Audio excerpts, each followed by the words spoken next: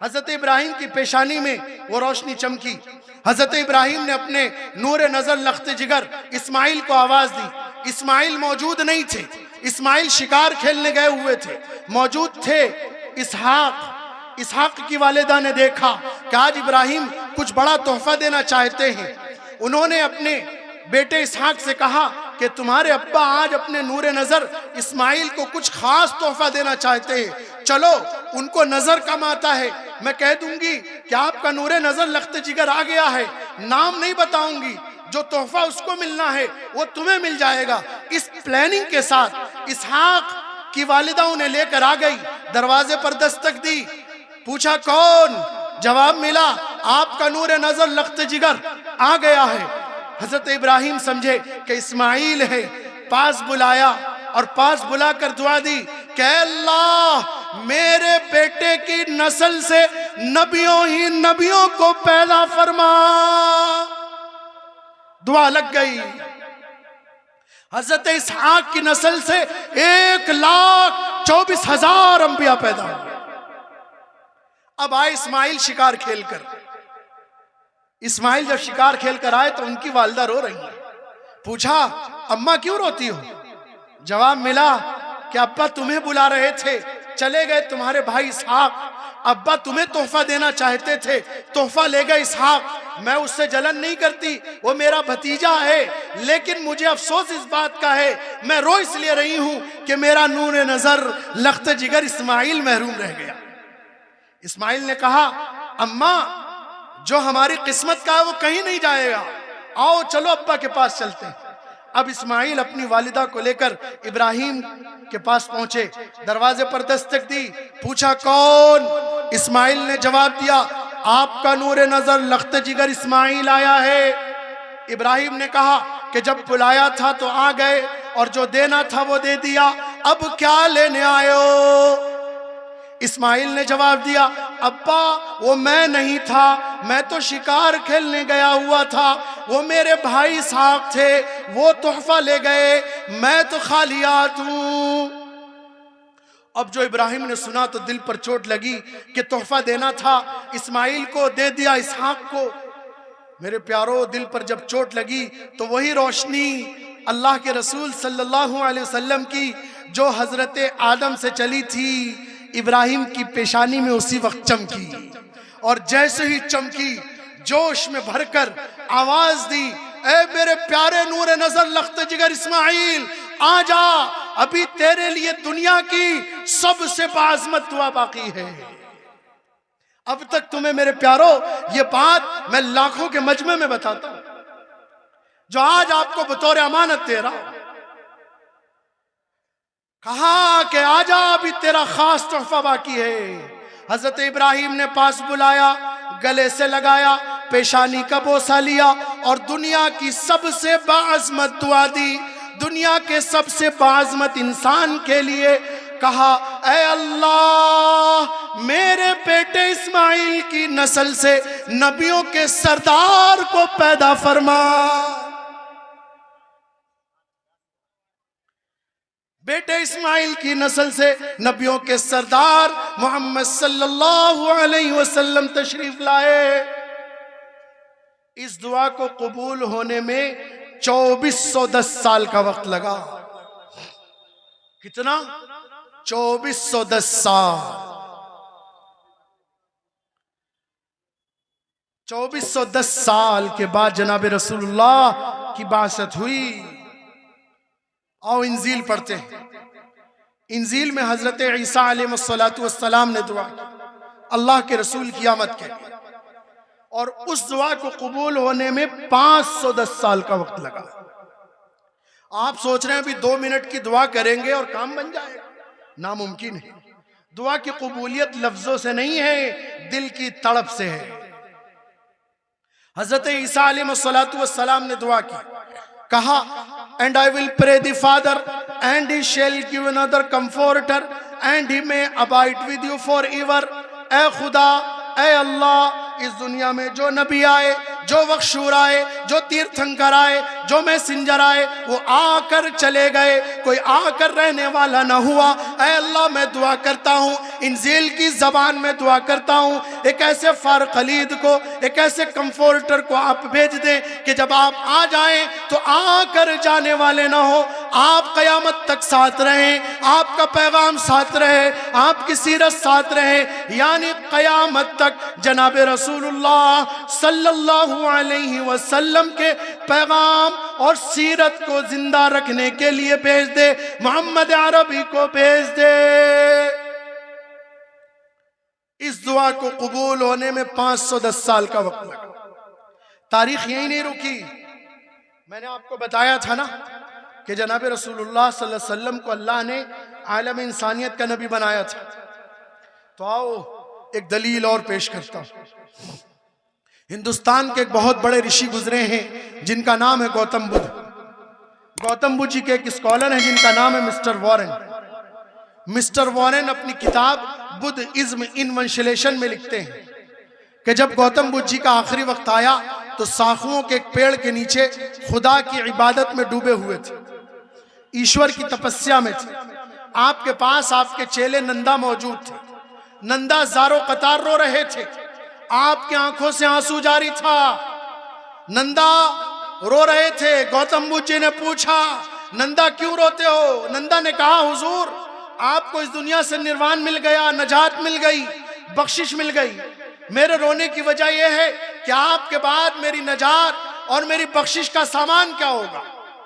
गौतम बुद्ध जी उस वक्त पाली जबान बोलते थे, जो संस्कृत से भी ज्यादा पुरानी जबान है। गौतम बुद्ध जी ने नंदा के सवाल पर जवाब दिया। मिस्टर वॉरेन अपनी किताब बुद्धिज्म इन्वेंशलेशन में लिखते हैं कि गौतम बुद्ध जी ने कहा, अवर cycle is P1, 3 headers have already time, but after me Mittiya comes while still this happy cycle lasts. Before still of years celeste this Buddha, then Mittiya called supreme and fulfillment, the chief, the gospel of Buddha. Gautam Buddha ji कहते हैं कि नंदा सुनो, मैं कोई आखिरी रसूल नहीं हूं, मुझसे पहले 3 बड़े रसूल गुजर चुके हैं, लेकिन सुन लो मेरे बाद एक रसूल आएंगे, मेरे बाद एक ऋषि आएंगे जिनकी खास 3 पहचानें होंगी। नंदा जिनके अंदर तुम ये 3 पहचानें पा जाओ, समझ जाना उन्हीं से तुम्हारी नजात का सामान होगा, समझ जाना उन्हीं से तुम्हारी बख्शिश का सामान होगा। नंदा तुम उनका नाम सुनना चाहो तो लो सुनो। पाली जबान में उनका नाम होगा मिट्टिया, संस्कृत की जबान में उनका नाम होगा मैत्रेया, और कुरान की जबान में उनका नाम होगा रहमतुल लिल आलमीन सरकार दो आलम सल्लल्लाहु अलैहि वसल्लम। मेरे भाइयों, अब आप जरा अंदाजा लगाएं कि उस नबी के चाहने वाले आप सब हैं, आप सब यहां मौजूद हैं, लेकिन मैं ये देख रहा हूं कि नबी के आशिकों का मजमा नारे तकबीर के वक्त तो जोश मार रहा था, लेकिन नबी के पैगाम को सुनने के लिए जोश सर्दी की तरह ठंडा पड़ चुका है। आप नबी के आशिक हैं, ये सारा मजमा उस वक्त मौजूद था। मैंने गुजारिश की थी कि ये बात जो पैगाम इंसानियत की दलील के लिए हो उन तक पहुंचाई जानी चाहिए। और क्या ही मजा आता, जैसा कि मुझे हमारे मौलाना ने बताया था कि गैर मुस्लिम बिरादर वतन भी यहाँ मौजूद होंगे, तो मुझे क्या ही खुशी होती कि उनके सामने ये मैसेज देता कि जनाब रसूलुल्लाह सल्लल्लाहु अलैहि वसल्लम का इंट्रोडक्शन तारुफ अर्थवेद, सामवेद, ऋग्वेद, यजुर्वेद, इन चारों वेदों में 31 जगहों पर कराया गया। उनको मैं बताता, मगर आप ये देखें कि हमारे प्यारे भाइयों का बिरादर वतन का मजमा तो खाली ही है, लेकिन हमारे अपने भाइयों का भी मजमा खाली हो चुका है। क्या बात अर्ज करूं उस नबी बरहक की जिसने आलम इंसानियत को संवारा है, और इसकी दलीलें बेशुमार पड़ी है। मैं अगर दलील पेश करने पर आ जाऊं तो तहदीस बिन नेमत के तौर पर कहता हूं 4 यही बजा सकता हूं, 4 यही बच सकते हैं। उस नबी को दुनिया ने सजाया है। आपके करीब में है कलकत्ता, कोलकाता यूनिवर्सिटी के एक प्रोफेसर हैं जिनका नाम है डॉक्टर हीरालाल चोपड़ा, हिंदू प्रोफेसर है। वो कहते हैं modern history attributes liberty, equality and fraternity to be the outcome of the French Revolution, but the first person to proclaim it was the founder of Islam 14 centuries ago. वो कहते हैं कि आज जो पूरी दुनिया में मसावत आई, इंसानियत का पैगाम आया, ये किसी फ्रेंच की कौम ने नहीं दिया, किसी अंग्रेज की कौम ने नहीं दिया, बल्कि 1400 बरस पहले एक नबी पैदा हुआ जिसकी कुर्बानियों का समरा है, जिसकी कुर्बानियों का नतीजा है कि आज पूरी दुनिया में इंसानियत आई, भाईचारा आया, उखुवत का पैगाम आया है।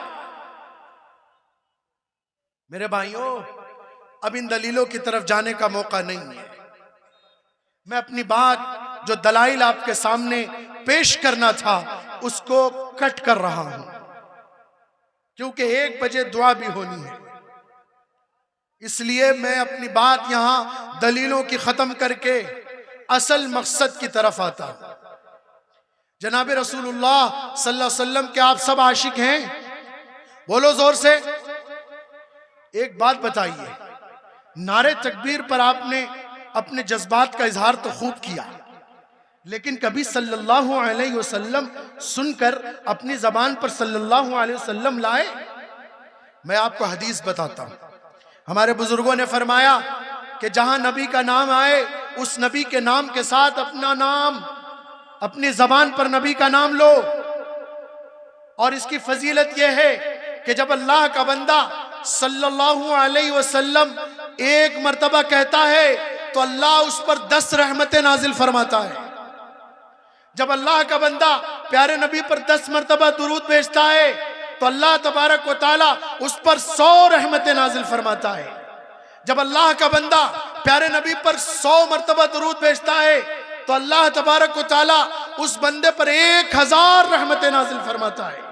और जब अल्लाह का बंदा प्यारे नबी पर 1000 मर्तबा दरूद भेजता है तो अल्लाह तबारक व तआला अपने फरिश्ते को हुक्म फरमाते हैं, जाओ इसकी पेशानी पर लिख दो, इसने मेरे प्यारे महबूब पर दुरूद भेजा है, इसकी पेशानी पर लिख दो, इत्कुम मिनन्नार, मेरे प्यारे नबी पर इसने 1000 मर्तबा दुरूद भेजा, जाओ इसकी पेशानी पर लिख दो कि मैंने इसको जहन्नुम की आग से आजाद कर दिया। मेरे भाइयों, नबी का नाम लो और उस नबी ने जो पैगाम दिया है उस पर अमल करो। अफसोस के साथ एक बात अर्ज कर रहा हूं, मुझसे किसी ने कहा नहीं है। सुबह से जब से हाजिरी हुई है एक चीज तो मैं बहुत ज्यादा देख रहा हूं, एक चीज पर मेरी तवज्जो सबसे ज्यादा गई, वो है आपका झगड़ा। आदत है मुझे सही बात कहने की, मैं कयामत की क्या बात करूं जब मौजूदा वक्त ठीक नहीं, मैं कयामत को गाता रहूं मौजूदा वक्त दुरुस्त नहीं। मेरी बात समझ लो, जब तक हुस्न अखलाक पैदा नहीं करोगे कयामत भी दुरुस्त नहीं होगी। जब तक हुस्न अमल वाले नहीं बनोगे नबी के आशिक नहीं कहलाओगे। जब तक नबी की सही सुन्नत तुम्हारी जिंदगियों में नहीं होगी कामयाबी की दहलीज पर नहीं चढ़ोगे। हकीकत बात अर्ज करता हूं और इस मुख्तसर वक्त में एक अमानत दे रहा हूं आपको, सारे पामुल वालों को जितने मौजूद हैं इनको, और जो चले गए उनको, आपकी जिम्मेदारी है उन तक ये अमानत पहुंचाना। हाजिरी हो गई तो कुछ अमानत देकर जाना मेरी जिम्मेदारी है। याद रखना, एक हदीस पेश कर रहा हूं और वह हदीस ऐसी है कि आपकी कामयाबी की जमानत बनेगा। अमल आपको करना है। हदीस यह है कि जनाब रसूलुल्लाह सल्लल्लाहु अलैहि वसल्लम एक मर्तबा बहुत खुश थे, बहुत खुश। आपने अपनी प्यारी बीवी हमारी अम्मा हजरत आयशा से फरमाया, ए आयशा कुछ मांगती है तो मांग, आज जो मांगेगी मेरा वादा है मैं तुझे दे दूंगा, दे दूंगा। आयशा ने कहा पक्की बात है? हुजूर ने फरमाया मेरा वादा है, जो मांगेगी मैं दे दूंगा। वादा कर लिया। आयशा सोच में पड़ गई कि कुछ मांगू तो बड़ा मांगू। आयशा ने कहा, अल्लाह के रसूल अगर आप इजाजत दें तो मैं अपने अब्बा हजरत अबू बकर से मशवरा करके आ जाऊं। हुजूर ने इजाजत दे दी। मेरे भाई थोड़ी देर चाय बंद कर दो, चाय का तो मसला पूरे मुल्क में चल, बंद करो, चाय बंद करो, अभी बाद में देना। हदीस पेश की जा रही है, हदीस अमानत है। फरमाया कि जा अपने अब्बा से मशवरा करके आ। आयशा गई हजरत अबू बकर के पास और जाकर मशवरा किया। कहा, अब्बा हुजूर आज दयारे रहमत जोश में है और फरमा रहे हैं जो मांगोगी वो दे देंगे, इसलिए आप मुझे मशवरा दीजिए। मैं इजाजत लेकर आई हूं, आप मुझे मशवरा दीजिए, क्या करूं, इजाजत दीजिए, बताइए क्या मांगू। हजरत अबू बकर ने सुना, खुश हो गए। कहा, आयशा कुछ बड़ी चीज मांग। आयशा ने कहा, जब ही तो आई हूं मशवरा करने, आप बताइए क्या मांगू। जवाब मिला कि जा एक चीज मांग लेना और जब वो बता दे तो वादा कर मुझे आकर बता देना। कहा ठीक है। वो गई। कहा अबू बकर ने कि जाकर उनसे कहना प्यारे नबी से कि अगर आप देना चाहते हैं तो मुझे दीजिए कि जब आप मेराज के सफर पर तशरीफ ले गए थे और मेराज के सफर में फरिश्ते ने, जिब्राइल ने आपको छोड़ दिया था और सिदरतुल मुंतहा से आगे आप गए और वहां तन्हाई में अल्लाह से आपकी राज की बातें हुई। उस वक्त कोई मौजूद नहीं था। आपसे अल्लाह से जो राज की बातें हुई थी, अल्लाह के रसूल देना चाहते हैं तो उनमें से एक राज दे दीजिए, एक राज दे दीजिए। हजरत आयशा ने सुना तो खुश हो गई, कहने लगी आपने तो बड़ी अच्छी चीज बता दी। आ गई वापस जनाब रसूलुल्लाह की खिदमत में, आकर के कहा कि अल्लाह के रसूल मैं आ गई। हुजूर ने फरमाया मशवरा हो गया? कहा हाँ मशवरा हो गया। कहा तो फिर मांग। अब आयशा ने मांगा कि अल्लाह के रसूल एक ही चीज मांगूंगी, आपने वादा किया है पूरा कीजिएगा। कहा मांग तो सही। आयशा ने मांगा। कहा अल्लाह के रसूल आप जब राज मेराज के सफर पर गए थे और वहां तन्हाई के वक्त में, खलवत के वक्त में जो राज की बातें हुई थी, तो उस वक्त अल्लाह से जितनी राज की बातें हुई थी उनमें से एक राज आप बता दीजिए। अब अल्लाह के रसूल ने सुना तो मुस्कुराने लगे। फरमाया आयशा मांगा भी तो बड़ी अजीब चीज मांगी, राज की बात बता दूं तो राज ना रहे, और जब वादा कर लिया है वो वादा पूरा ना करूं तो वादा खिलाफी हो जाए। बड़ी अजीब चीज मांग लिया आयशा। वादा तो मोमिन की शान है। मुसलमानों को देखें दिन रात वादे तोड़ते हैं। हमारे उलमा फरमाते हैं कि अगर किसी शख्स ने किसी को फोन पर यह कहा कि मैं तुमसे मिलने आ रहा हूं और उसको इत्तला नहीं दी ना आने की और किसी वजह से नहीं पहुंचा तो मुनाफिक के दर्जे तक पहुंच जाएगा। हम दिन रात वादे तोड़ते हैं। किसी का कर्जा ले लिया 10,000 रुपए, अब वो कर्जा लेने के लिए फोन कर रहा है कि भाई साहब मुझे आपसे 10,000 रुपए लेने हैं, आपने मुझसे कर्ज लिया था। तो वो अपने घर के बिस्तर पर आराम कर रहा होगा, कहेगा मैं घर में नहीं हूं, किशनगंज हूं। यहां झूठ बोलता है। जबान झूठ बोलने को शान समझती है, ये नबी की शान नहीं है। जनाब रसूलुल्लाह ने आयशा से फरमाया अरे आयशा तूने बड़ी ऊंची चीज मांग ली है, वादा पूरा ना करूं तो वादा खिलाफी हो जाए, इसलिए वादा मोमिन की शान है। अब मैं तुम्हें बताता हूं मेरे प्यारो, अल्लाह के रसूल ने क्या राज दिया। ये राज आपके लिए अमानत है। 3 दिन से जितने बयानात आपने सुने हैं उन तमाम बयानात पर ये राज, ये आपके लिए अमानत है। और अगर इस पर अमल कर लिया तो खुदा की कसम पामुल वालों, ये जमीन खिलखिला उठेगी नबी की सुन्नत से। अगर अमल कर लिया तो अल्लाह के रसूल ने अबराज दिया। अब ये राज बतौर अमानत आपको दे रहा हूं।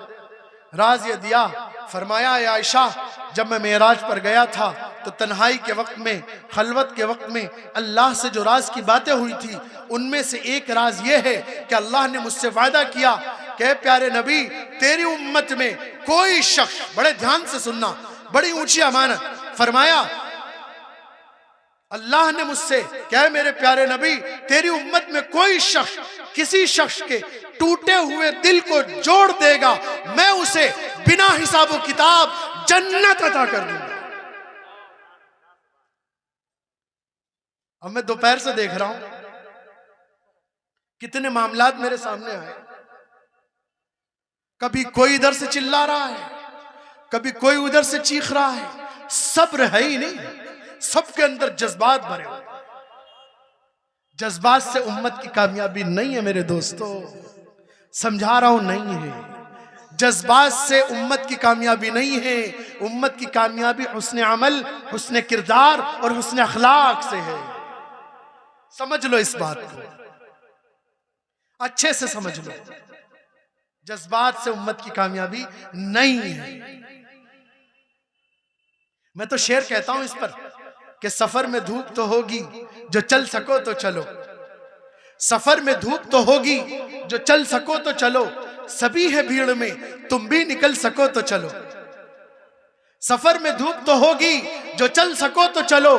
सभी है भीड़ में, तुम भी निकल सको तो चलो।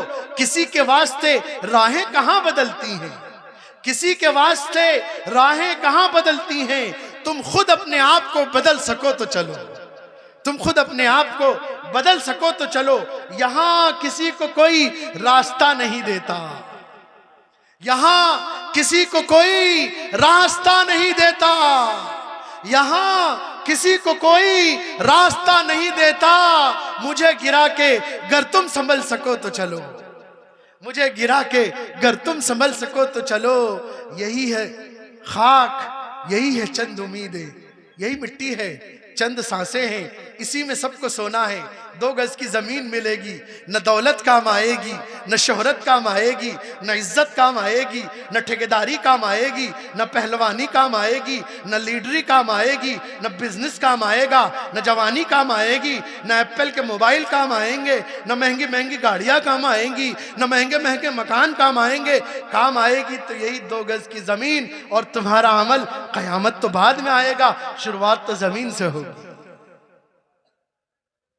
राहत इंदौरी ने बड़ी पते की बात कही थी कि 2 गज सही ये मेरी मिल्कियत तो है, 2 गज सही ये मेरी मिल्कियत तो है।